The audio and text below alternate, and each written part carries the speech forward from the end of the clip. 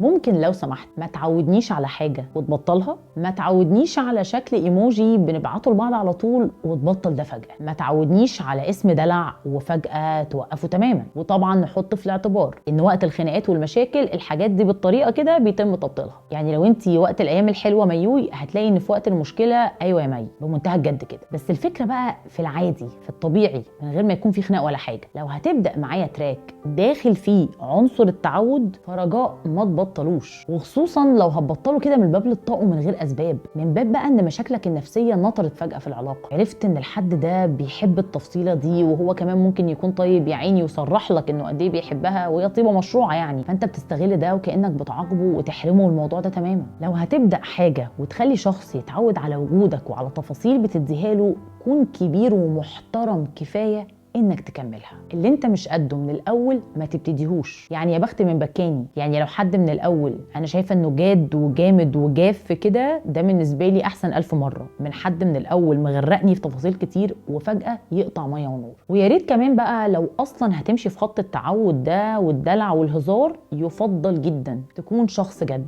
مش شخص بيتسلى. وده واحد من مؤشرات مهمه جدا، ان الناس اللي بتعودك على حاجه وتبطلها ده مؤشر خطر لبعدين والقدام.